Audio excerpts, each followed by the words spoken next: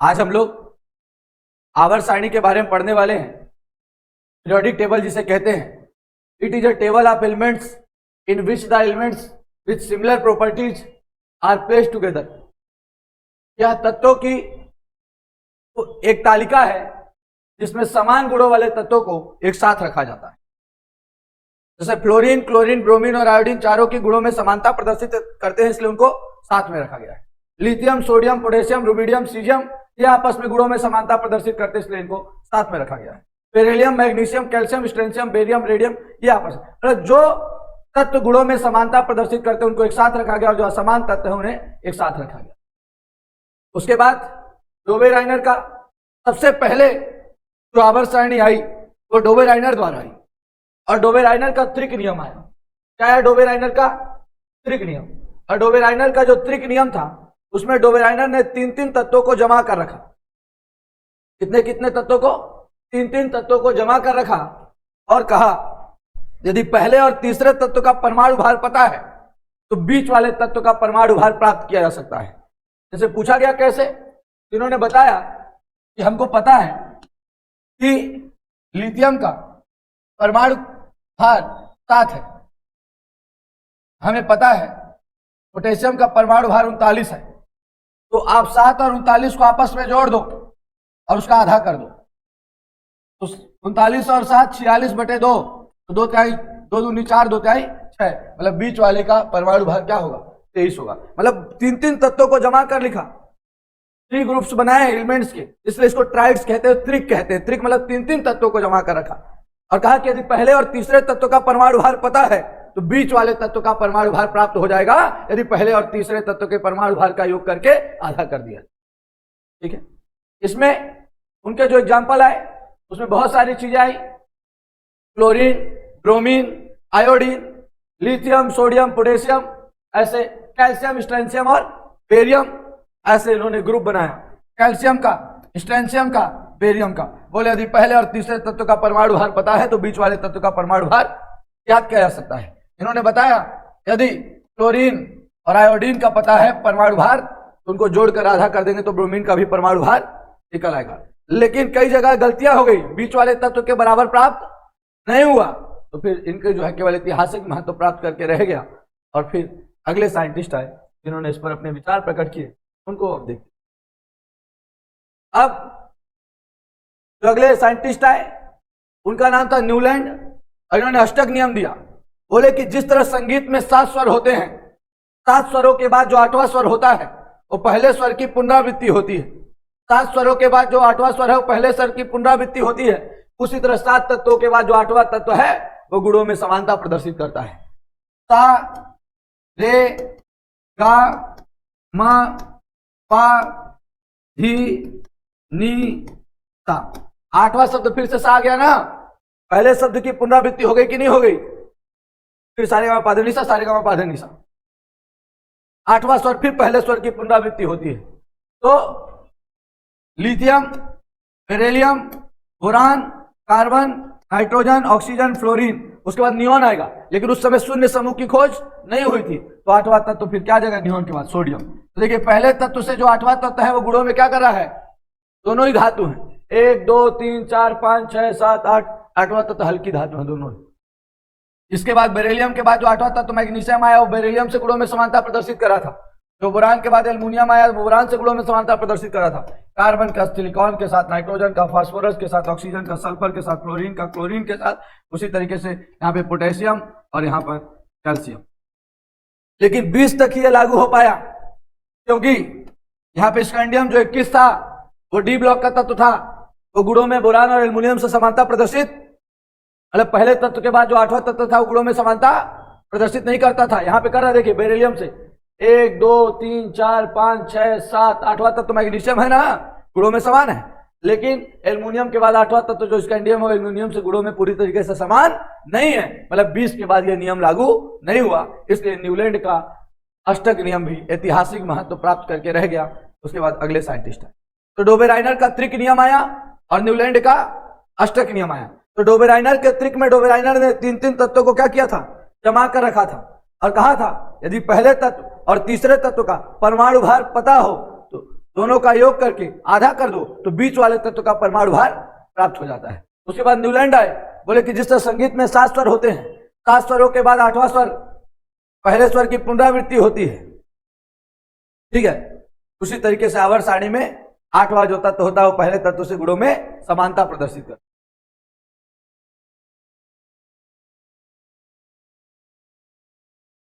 अब हम लोग आते हैं क्राउच परिकल्पना। किसी तत्व का परमाणु भार हाइड्रोजन के परमाणु भार का सरल गुणज होता है। ये तो और सही नहीं हुआ। हाइड्रोजन का परमाणु क्रमांक 1, हीलियम का परमाणु क्रमांक 2, तो हाइड्रोजन का सरल गुणक ही है ना 2। सरल गुणक मतलब बढ़ते चले जाओ अंकों में, समझ पा रहे हैं। जैसे लिथियम का 3, हाइड्रोजन का 1 होता है तो उसका सरल गुणक ही है, 1 बढ़ जाओ 2 बढ़ जाओ, समझ पा रहे हैं। बेरिलियम का 4 परमाणु क्रमांक, लेकिन परमाणु भार का सरल गुणक कहा था इन्होंने, समझ गए ना। तो ये बात भी ज्यादा दिन तक लागू नहीं हुई, इनको तो ज्यादा पढ़ते भी नहीं है, लेकिन बात याद रखनी है। लिख देगा ऑप्शन में कि किसी तत्व का परमाणु भार हाइड्रोजन के परमाणु भार का सरल गुणज है, किसका कथन है? प्राउस्ट का है। कैसे पहले किसी भी तत्व का जो परमाणु भार है हाइड्रोजन के परमाणु भार का सरल गुणक होता है। ये प्राउस्ट की परिकल्पना थी। उसके बाद प्राउस्ट की परिकल्पना के बाद हम बातें करते हैं किसकी? मेंडलीफ की आवर्त सारणी की। मेंडलीफ ने अपनी आवर्त सारणी में this is based upon Mendeleev periodic table. देखिए इन्होंने कहा था कि किसी तत्व के भौतिक और रासायनिक गुण, किसी तत्वों के भौतिक और रासायनिक गुण परमाणु भार के आवर्ती फलन होते हैं। परमाणु भार को इन्होंने भी आधार माना। आज की आधुनिक आवर्त सारणी मात्र एक ऐसी सारणी है जो कि परमाणु क्रमांक पे आधारित है, परमाणु संख्या पे आधारित है। बाकी उसके पहले की जितनी भी आवर्त सारणियां हैं वो सब परमाणु भार या परमाणु द्रव्यमान पर आधारित है। मेंडलीफ की भी सारणी परमाणु भार पे आधारित थी। इन्होंने कहा किसी तत्व के भौतिक एवं रासायनिक गुण परमाणु भार के आवर्ती फलन होते हैं। इनका नियम में इन्होंने पहले से ही आने वाले तत्वों की कल्पना कर दी कि जो तत्व आएगा एल्युमिनियम के नीचे जो तत्व आएगा उसको कह दिया कि वो एका एल्युमिनियम होगा। एल्युमिनियम के नीचे जो तत्व आएगा वो कौन होगा? एका एल्युमिनियम होगा। जो सिलिकॉन के नीचे तत्व आएगा वो क्या होगा? एका सिलिकॉन होगा। जो आगे चल करके बिल्कुल एक तत्व आया एल्युमिनियम के नीचे, ना गैलियम, जो कि एल्युमिनियम से गुणों में समानता प्रदर्शित कर, इसका एका एल्युमिनियम नाम दिया था इन्होंने। और सिलिकॉन के नीचे एक जगह छोड़ा, रिक्त स्थान, बोला कि यहाँ पे भी एक तत्व आने वाला है, समझिए ना, और इसका एका सिलिकॉन नाम दिया। और बिल्कुल यहाँ पे आया एक तत्व जिसका नाम क्या था? जर्मेनियम। क्या नाम था उसका? जर्मेनियम। उन्होंने एका सिलिकॉन नाम दिया, समझ ना। तो इनकी आवर्त सारणी की विशेषता थी कि उन्होंने नए आने वाले तत्वों की भविष्यवाणी कर दी और साथ में उसका रिक्त स्थान भी छोड़ दिया।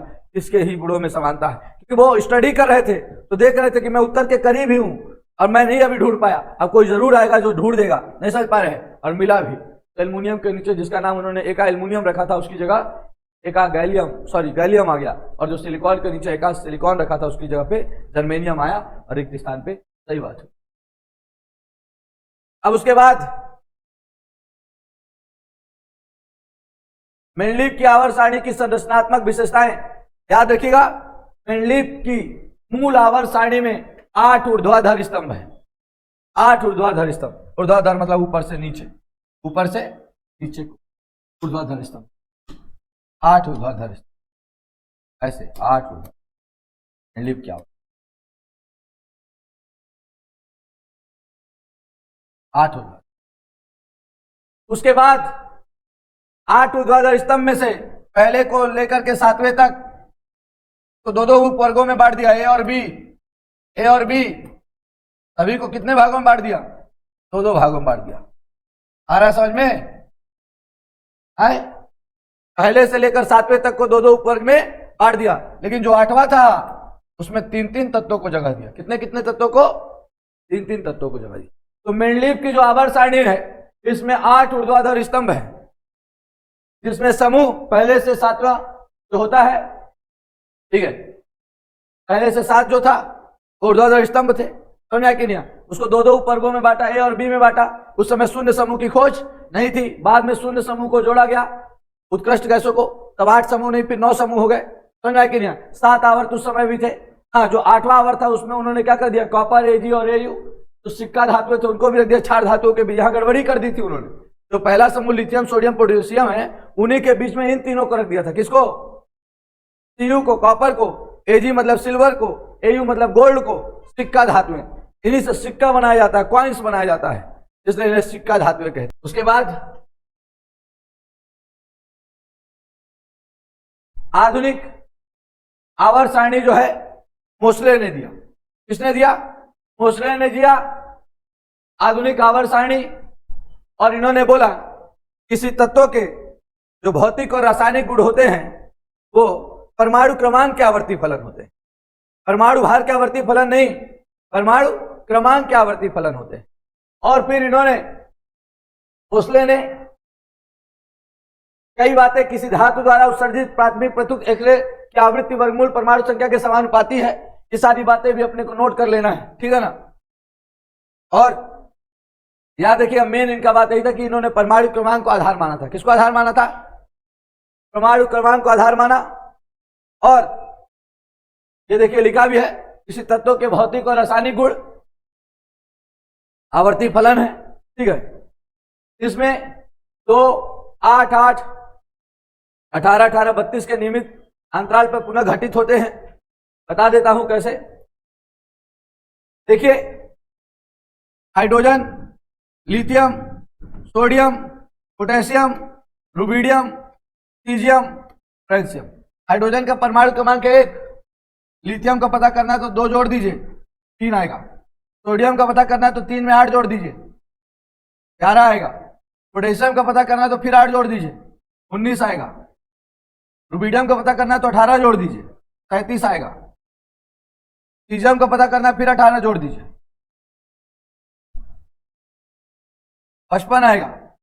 और फिर इसका पता करना है तो 32 जोड़ दीजिए, आएगा 87 आएगा। मतलब इन्होंने जो आवर्त सारणी बनाई उस आवर्त सारणी में क्या था? 2, 8, 8, 18, 18, 32, ठीक है। इसी का जो है रूल फॉलो कर रहा था। समझ में कि नहीं?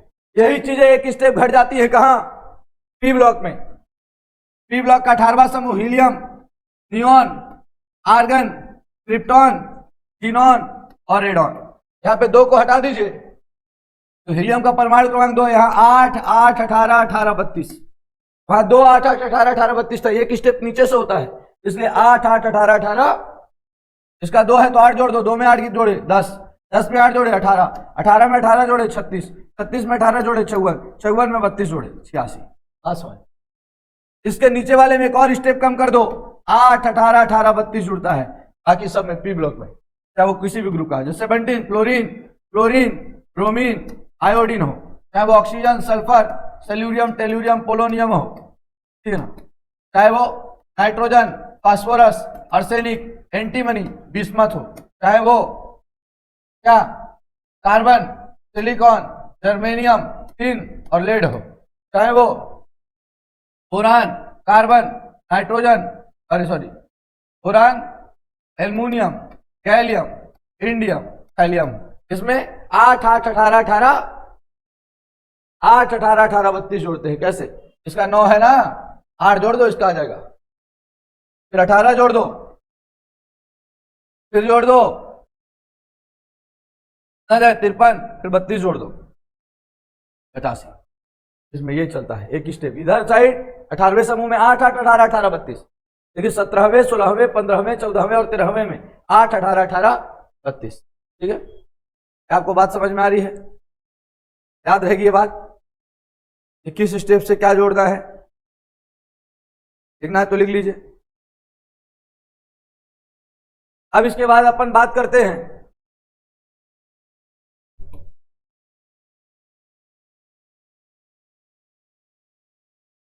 कि इन्हीं तत्वों में, ठीक है ना, जो हमने देखा है इसमें इन्होंने गुणों में समानता देखी भाई। यस ब्लॉक में भी धातु रखे हैं केवल हाइड्रोजन और हीलियम को छोड़कर, तो उन्होंने उन धातुओं को यस ब्लॉक में रखा जो मुलायम थे, जो हल्के थे, उन धातुओं को यहां रखा। जबकि वहीं पर जो डी ब्लॉक के तत्व थे वो भी धातुएं होते हैं, संक्रमण धातुएं कहलाते हैं, वहां पर कठोर को रखा। कठोर धातुओं को, भारी धातुओं को रखना।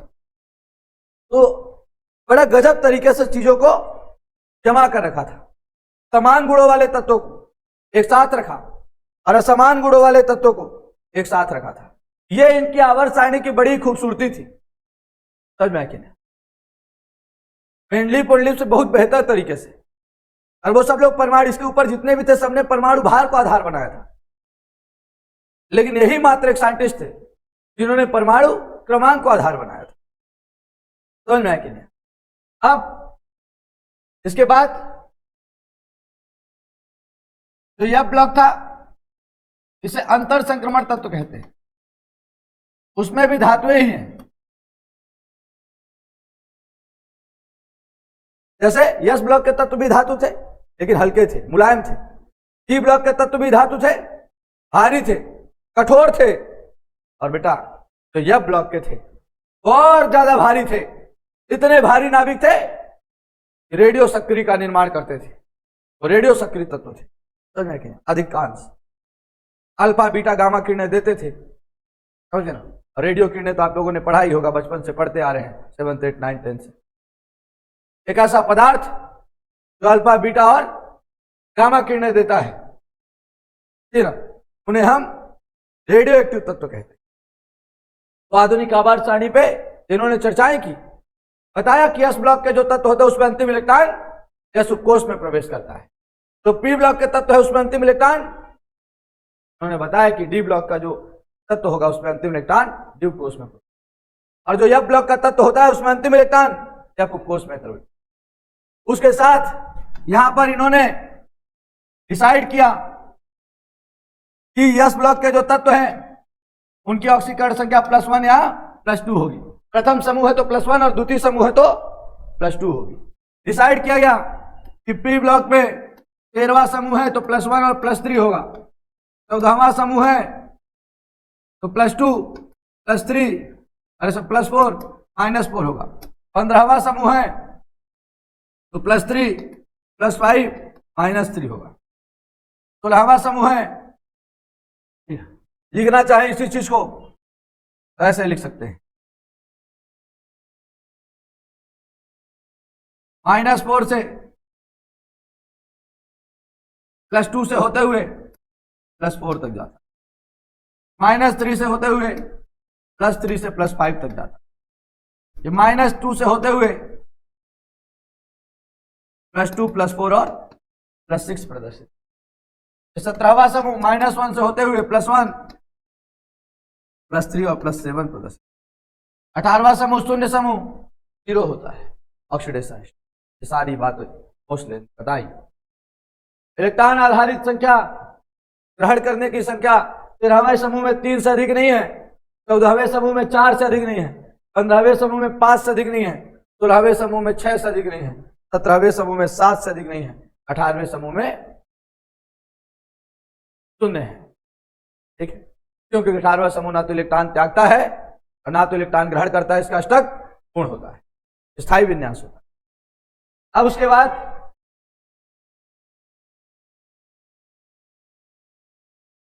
यदि हम बात करें और चीजों को समझें और जानें तो और भी चीजों पे इन्होंने बात की थी और चीजों को बेहतर तरीके से प्रिपेयर करने का प्रयास किया था। इन्होंने धातु और अधातु की क्रिया, आयनिक यौगिक का बनना बताया था। इन्होंने अधातु और अधातु की क्रिया द्वारा, रासायनिक रूप से क्रिया द्वारा बनने को सहसंयोजी यौगिक कहा। रासायनिक रूप से इलेक्ट्रॉन त्याग कर, इलेक्ट्रॉन ग्रहण कर, इलेक्ट्रॉन साझा कर।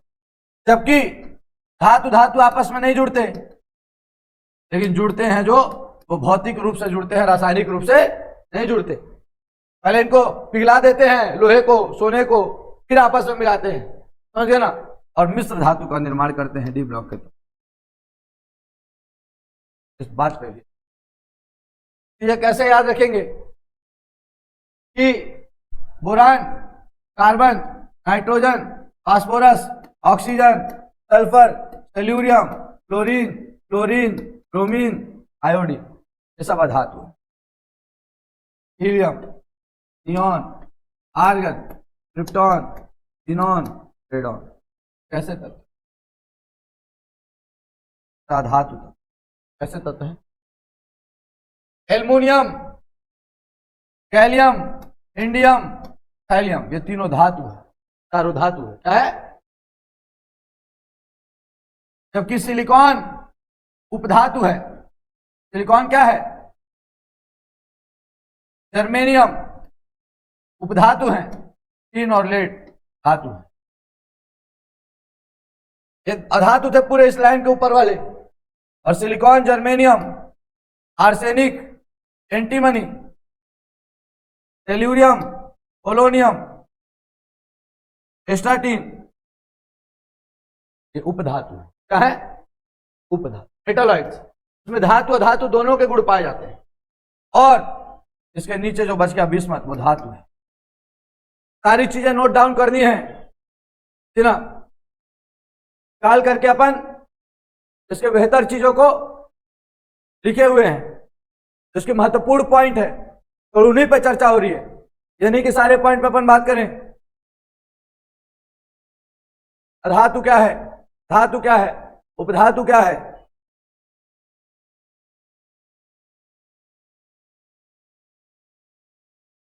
इस प्रकार से हमने अपनी क्लास को कंप्लीट की। बहुत बहुत धन्यवाद।